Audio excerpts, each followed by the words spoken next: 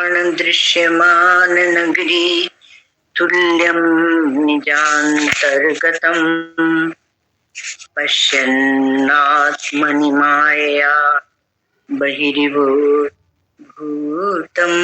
यथा निद्रया यः साक्षात् कुरुते प्रबोध समये स्वात्मानमेवाद्वयम् तस्मै श्री गुरुमूर्तये नमः इदं श्री दक्षिणामूर्तये।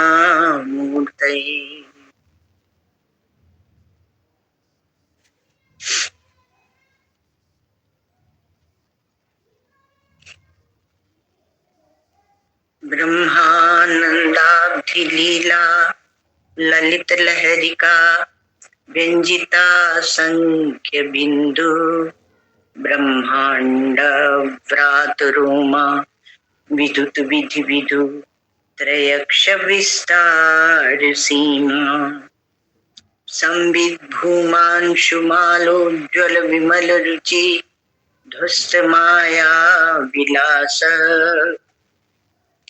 श्री पूर्णानंद तीर्थ मम मनसि मनाद आत्मभावं बिभर्तु।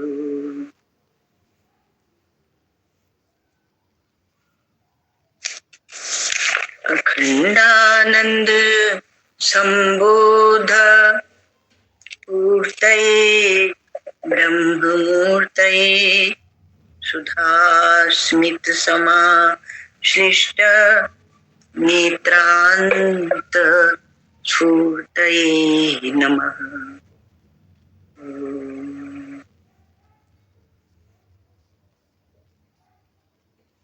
शंकरं शंकराचार्यं केशवं बादरायणं सूत्रभाष्यकृतौ वन्दे भगवन्तौ पुनः पुनः।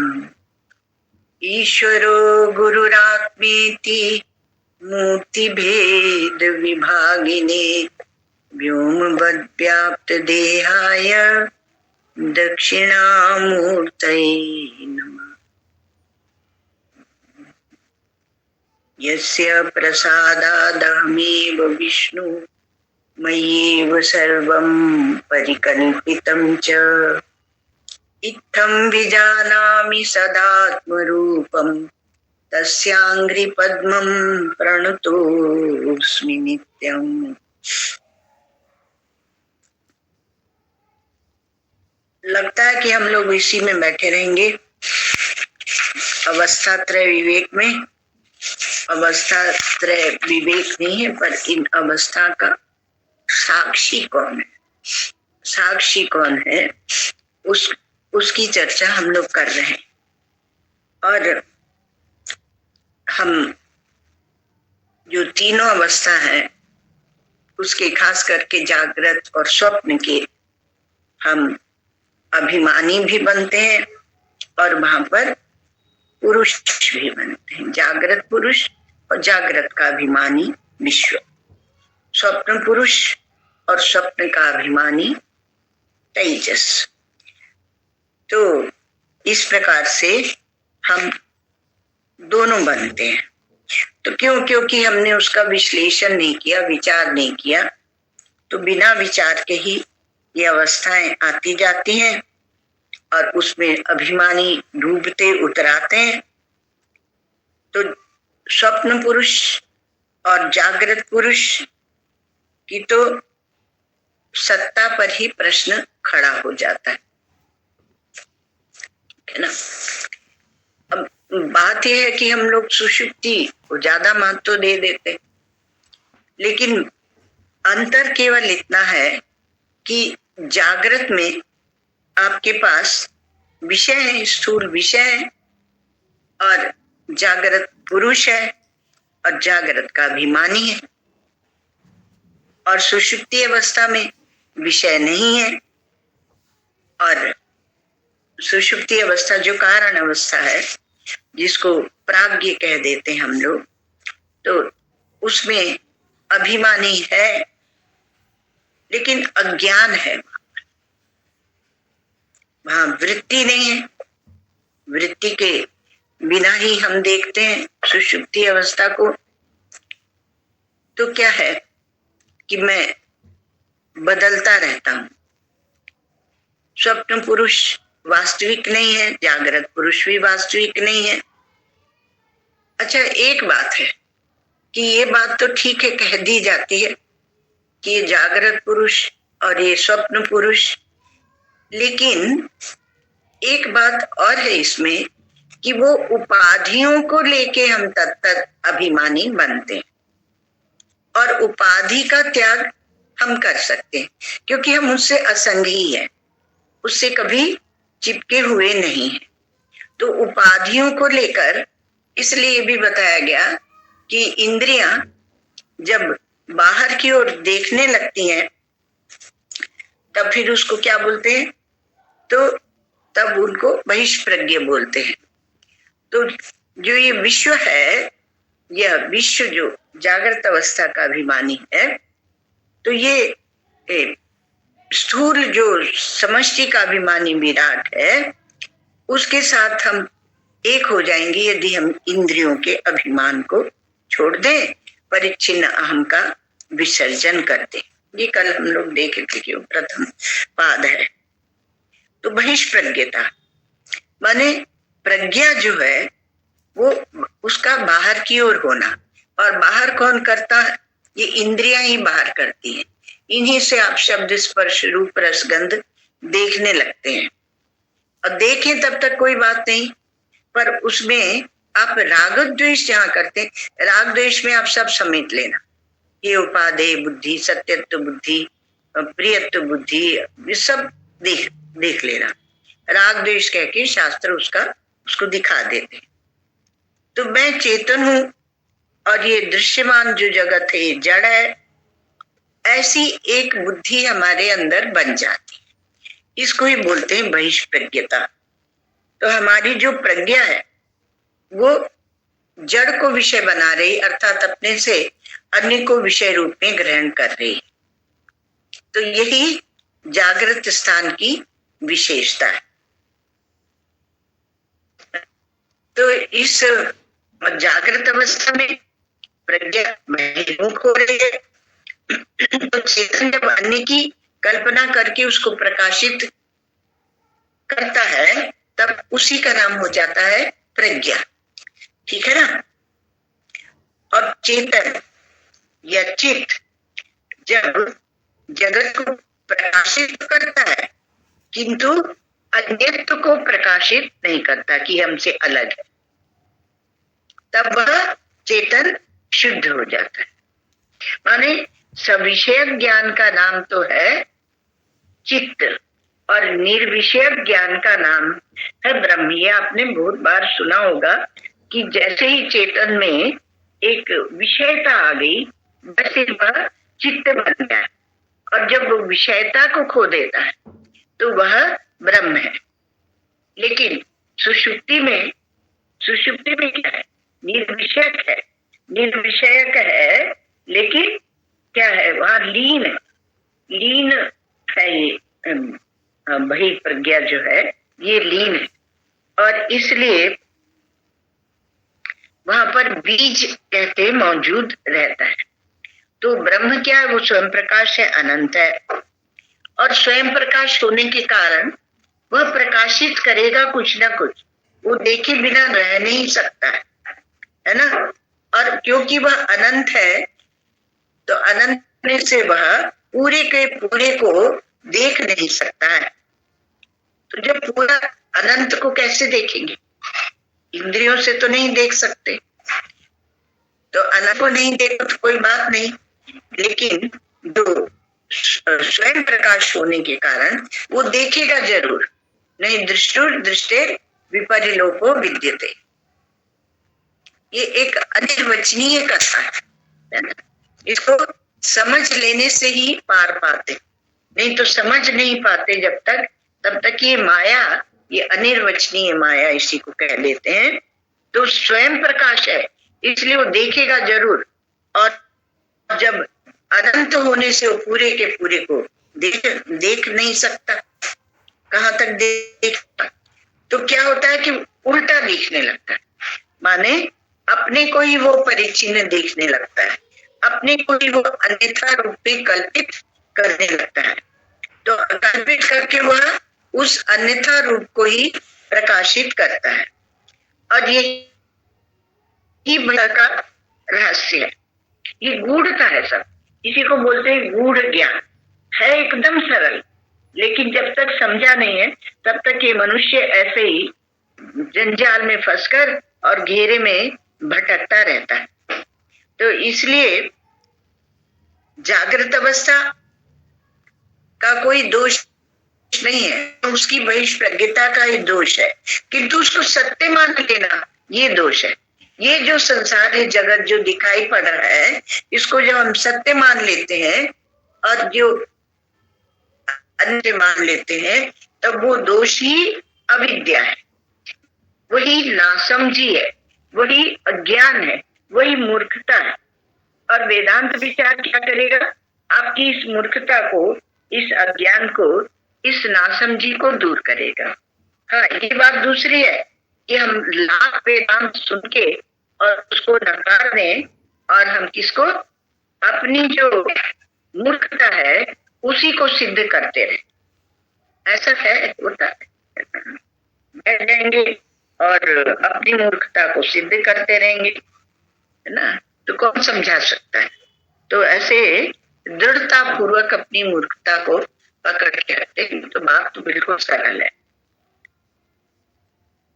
तो कहा कि मैं जागृत देह नहीं है तो विश्वात्मा हूं। तो फिर आपके अंग बता दिए गए कि 7 अंग है, वो आप जानते हैं। तो वो पृथ्वी पैर है, जल मूत्र स्थान है, अग्नि मुख है, वायु प्राण है, आकाश मध्य देह है, और सूर्य नेत्र है, और देवलोक आपकी मूर्धा मस्तिष्क है। तो 7 अंग है। अब इस परिच्छिन्न शरीर के रूप में ही हमें इस भ्रांत धारणा को दूर करना है। हम हैं बैठे हैं इसी में, तो इसको खत्म नहीं करना है, पर इसमें बैठकर ही इससे असंग हो जाना है। तो आपका जो परोक्ष आत्मा है वही वैश्वानर है, और उसको अपरोक्ष साक्षात्कार उसका होना चाहिए। तो जैसे कि आकाश में जब पानी की बिंदु आ जाती है तो सूर्य की किरणों का एक वक्री भवन हो जाता है, रिफ्लेक्शन, रिफ्रैक्शन। तो सूर्य की किरणें जब पड़ती हैं तो टेढ़ी हो जाती है, इंद्रधनुष दिखने लगता है। तो इंद्रधनुष यद्यपि दिखता है, लोग बोलते हैं ना कि दिखता है तो है, दिखता है तो है। अरे दिखता है तब भी नहीं है, यही तो समझने की बात है ना। तो इसमें कई दृष्टांति दिए जाते हैं, उसमें एक इंद्रधनुष का भी दिया जाता है। तो इंद्रियों को हम बहुत महत्व देते हैं, इसलिए इंद्रधनुष का दृष्टांत दिया जाता है।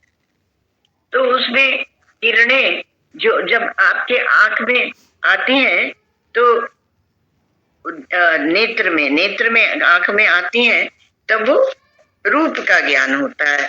कान में आती है शब्द का ज्ञान। ये सब हम लोग क्या है, वो पंचीकरण जब आपको लग रहा था कि क्या पढ़ा रहे हैं, तो इसी प्रकार से आपको समझ में आ जाएगा।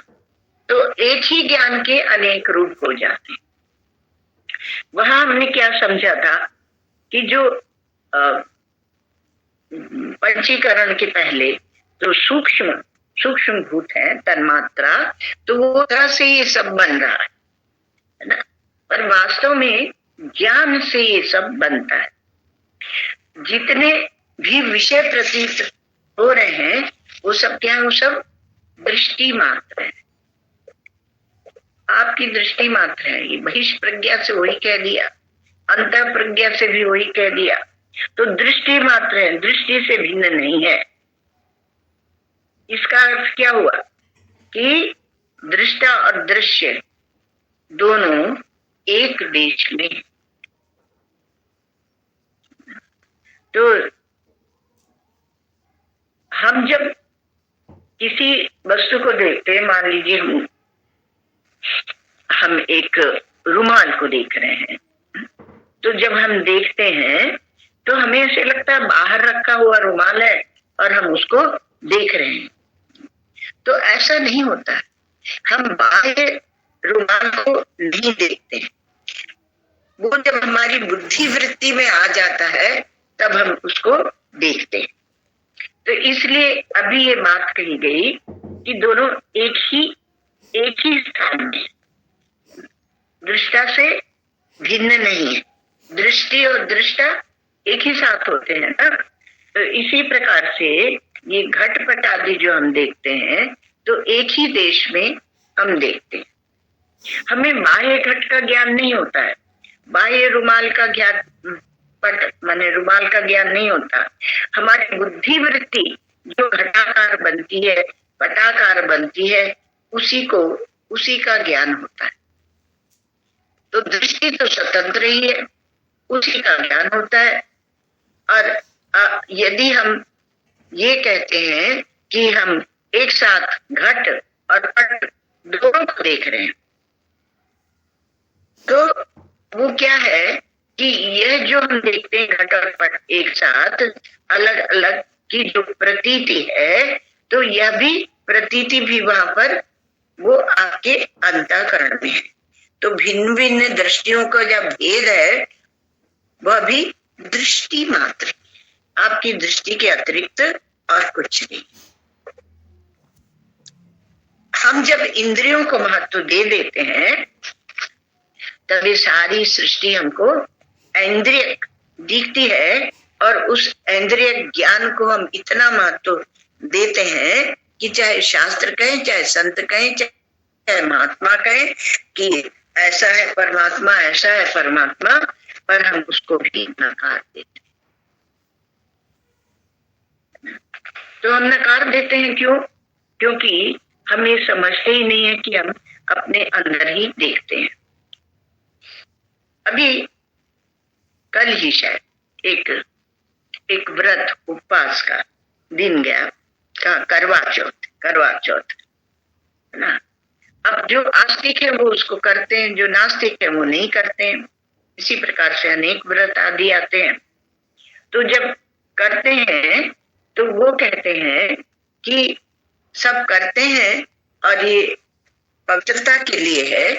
कोई कहते हैं कि हम इससे अपने पति को विश्वास दिलाते हैं कि हम आपसे प्यार करते हैं। ऐसे अलग अलग कल्पना बना रखी। पर कोई भी व्रत उपवास किसी अलौकिकता की सिद्धि के लिए किया जाता है, वो हमारी श्रद्धा अब टूटने लगी, क्योंकि हम बोलने लगे कि हमारा जो धर्म है वह साइंटिफिक है। अब दूसरे कहेंगे अब साइंस बताओ, इसमें क्या साइंस है भाई? तो साइंस की बात नहीं होती। हमारा धर्म जो है वह अलौकिक, अर्थात जो व्यवहार से हटकर वस्तुएं हैं उनको भी स्पर्श करता है, अर्थात ये अंतःकरण की शुद्धि करता है। तो अंतःकरण की शुद्धि होती है ना। अब 19 मुख भी आपको बताए थे कि 5 ज्ञान इंद्रियां हैं, 5 कर्म इंद्रियां हैं, 5 प्राण है, 4 अंतःकरण, ये 19 मुख है। और प्रत्येक डे में ये यही उपलब्धि के द्वार हैं, भोगने के द्वार ही। तो बाह्य करणों से हम बाह्य भोगों को भोगते हैं और अंतरंग पदार्थ से ऐसा सब हम समझते हैं। पर इसमें क्या है कि एक वस्तु जिसको हम नहीं देखते वह है चेतन। तो चेतन को, उसी का सब विस्तार है, तो चेतन को हम नहीं देख पाते हैं। अच्छा, अब इसका विस्तार तो बहुत जितना सोचेंगे उतना, क्योंकि उपनिषद है, कारिकाएं हैं। इसमें एक जीववाद है मांडुक्य उपनिषद में, अथवा दृष्टि सृष्टिवाद मांडुक्य उपनिषद में, ठीक है। लेकिन जब हमारे गौड़पादाचार्य जी महाराज आएंगे तो वो इसको, इस प्रक्रिया को स्वीकार करते हुए कि विश्व सृष्टि में एक ही चिदात्मा जीव है और जितने अलग अलग होते, जैसे आपको कल स्वप्न का दृष्टांत दिया था ना, तो उसमें स्वप्न पुरुष और उनको देखने वाला वह स्वप्न दृष्टा। तो ऐसी विश्व सृष्टि में अलग अलग जो जीव प्रतीत होते हैं, तो वो जितने स्वप्न पुरुष थे वो क्या थे, वो वास्तव में सत्ता नहीं रखते थे। तो जितने आपको दिखाई जीवाभास है, समझना, और जीवाभास है स्वप्न पुरुष की तरह, और जो जो उनको देखने वाला एक है, वह जो दृष्टा है वह एक है। तो उसकी एक और बात मांडुक्य में है कि जीव की कोई अज्ञात सत्ता नहीं है, अर्थात जो आपका अनुभव का विषय है उसी को आप विचार कीजिए, है ना। ऐसा होगा, ऐसा होगा, ऐसे समाधि लग जाएगी तब हम जानेंगे, ये जरूरत नहीं है। तो दृष्टा की दृष्टि के समकाल ही जो अवस्थित है, न आगे न पीछे, क्योंकि परोक्ष सत्ता नहीं है। किससे लाभ होता है? एक जीववाद या दृष्टि सृष्टिवाद से ये होता है। तो आगे पीछे का बहुत विचार नहीं करना है। तो विश्व तेजस प्राज्ञ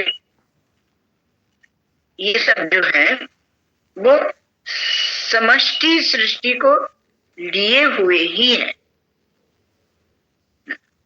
और इसलिए आभासवाद की जब प्रक्रिया आएगी, जब लेते हैं तो वो अलग प्रक्रिया हो जाती है।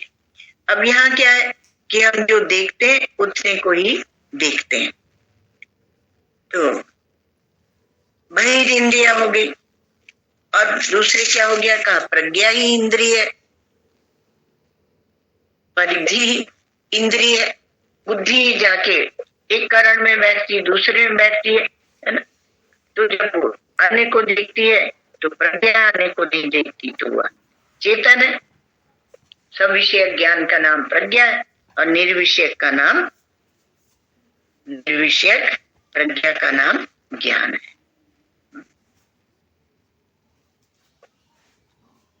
तो जब चित्त में कुछ भी प्रतीत नहीं हो रहा, थोड़ा सा हम लोग सुषुप्ति की तरफ भी चलेंगे, तो जब चित्त में कुछ भी प्रतीत नहीं हो रहा है, उस चित्त में संपूर्ण भेद का बीज बैठा है। इसलिए अज्ञानी जब समाधि लगाते हैं तो उसकी समाधि भी भेदात्मक होती है।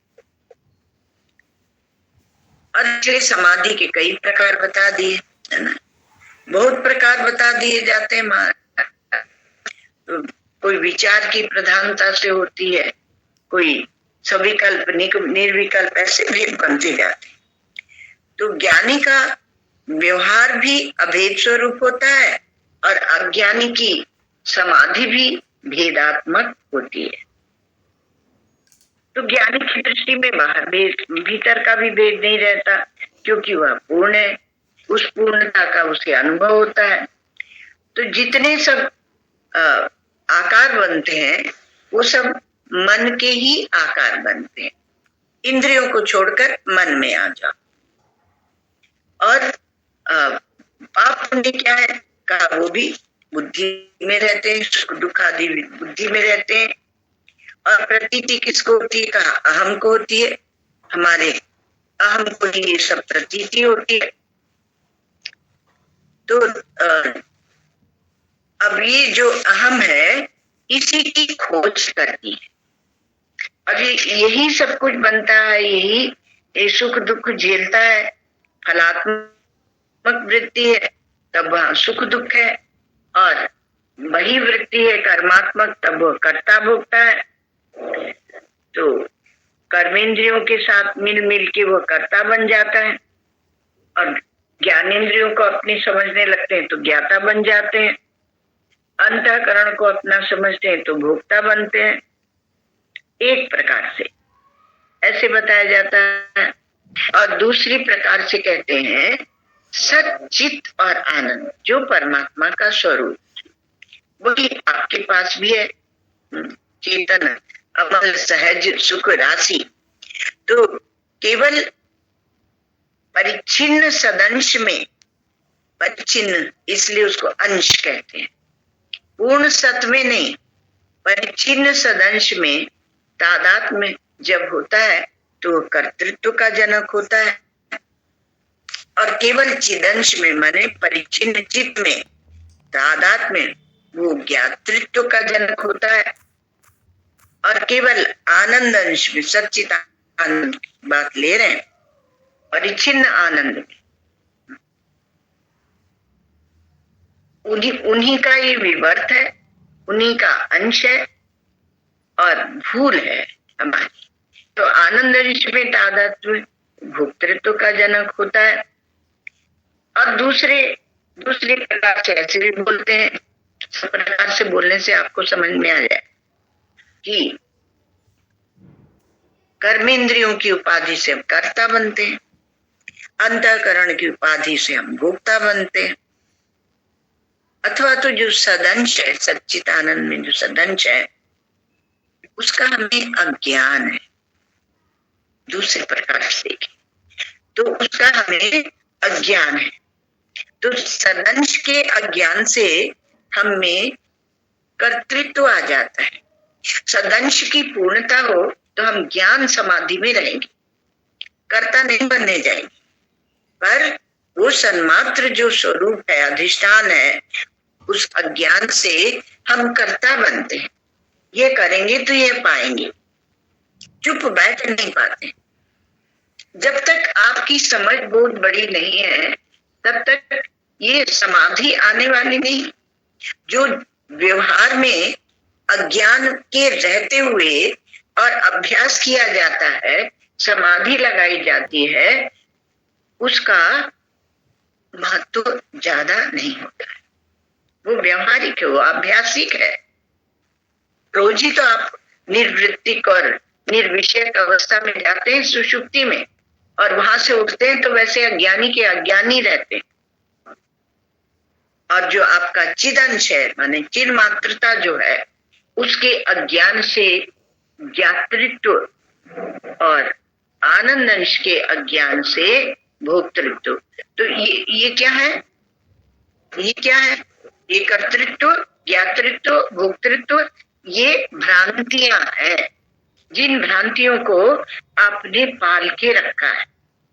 इसलिए हमने कहा था ध्यान से सुनते जाना, कहीं ना कहीं बीच में आपको एक चोट लगाई जाएगी, एक टक्कर मारी जाएगी। तो ये भ्रांतियां हैं, और ये भ्रांतियां क्यों है? क्योंकि हम अपने सच्चिदानंद स्वरूप को नहीं जानते, उनका अज्ञान बना हुआ है। तो इस देह में न कर्ता है, न ज्ञाता है, न भोक्ता है, और इस देह के साथ जो मैं बैठा हूं उसका ज्ञान वो मेरा ज्ञान नहीं है, इसका कर्म मेरा कर्म नहीं है, देह का भोग मेरा भोग नहीं है। तो ये अपने स्वरूप के अनुभव से आप इसको समझ पाएंगे। होता क्या है कि इसको भी आप अपने स्वार्थ में उपयोग करने लगे। जैसे किसी चोर ने कहा कि मैंने तो चोरी नहीं की, वो तो देव ने चोरी की थी, मैं तो देव हूं नहीं। तो जज ने कहा कि इनको भाई जेल में डाल दो। तो कहा जेल में क्यों डाल रहे हो? तो कहा मैं तो जेल में नहीं डाल रहा हूँ, ये तो मेरी वाणी है जो आपको जेल में डाल रही। तो ऐसे चतुराई नहीं चलती है, अज्ञान की निवृत्ति होना आवश्यक है। और जिसको इसकी पीड़ा है वो सब प्रकार से ये देखेगा कि कैसे मैं इससे छूटूं, अज्ञान से कैसे छूटूं। पीड़ा अज्ञान की होनी चाहिए, जो आज किसी को होती नहीं है। उस अज्ञान को ही अपने ऊपर ओढ़कर हम जीवन बिता देते हैं। अज्ञान को मिटाना कर्तव्य है। आपको बताया था एक दिन कि जब बहुत सारी इस देश की जो संस्कृति है उसके उपकार से जब बहुत सारी वेदना होती है, तब आपको जिज्ञासा होती है, और जिज्ञासा होती है, फिर प्रश्न उठते हैं, तब आप गुरु की शरण में जाते। और इसलिए ये आपको अज्ञान तक क्यों लाए, कहा कि अज्ञान को मिटाना, ये सारा ज्ञाता भोक्ता कर्ता सब लेके और आपको यहाँ तक लाए कि सच्चिदानंद स्वरूप का अज्ञान है। सच्चिदानंद स्वरूप का क्या है? अज्ञान है, और अज्ञान से सारा उपद्रव है, और इस अज्ञान को मिटाना ही हमारा कर्तव्य है। एक बात, और अज्ञान ही कारण शरीर है। कारण शरीर जो है तो वो कल्पित ही तो है, अर्थात सुषुप्ति में वो रहता है और उससे फिर हम उठ के करने लगते हैं। तो कारण शरीर में अज्ञान रहता है, तो जहाँ अज्ञान होता है वहां कार्य कारण भाव भी कल्पित होता है। जैसे कि जब हम ठूठ को देखते हैं तो उसमें हमें पुरुष का भ्रम हो जाता है। तो ये जो पुरुष का हमें स्थाणु पुरुष बोलते हैं ना, पुरुष का जो भ्रम हो जाता है वह किससे हो जाता है? स्थाणु से नहीं, स्थाणु से नहीं होता, वह आपके अज्ञान से होता है, क्योंकि हम उसको जानते नहीं। तो जो अज्ञान से वस्तु उत्पन्न होती है वो सचमुच उत्पन्न नहीं होती है, उत्पत्ति का भ्रम ही होता है। इसलिए अज्ञान कारण शरीर है, अर्थात शरीर की और दूसरे शरीरों की भी उत्पत्ति ही नहीं हुई। स्थूल और सूक्ष्म जो हम आगे लगाएं, कारण के आगे क्या आएगा? सूक्ष्म आएगा, स्थूल आएगा, वो सब हम अज्ञान के कारण मान रहे हैं। वह इनकी प्रतीति है और यह प्रतीति व्यवहारिक है। तो इसकी और चर्चा हम लोग करेंगे। ओम सर्वे भवन्तु सुखिनः, सर्वे सन्तु निरामयाः, सर्वे भद्राणि पश्यन्तु, मा कश्चित् दुःखभाग् भवेत्। असतो मा सद्गमः तमसो मा ज्योतिर्गमय, मृत्योर्मा अमृतं गमय। ओम इदं पूर्णं मुच्यते पूर्णस्य पूर्णमादाय पूर्णमेवावशिष्यते।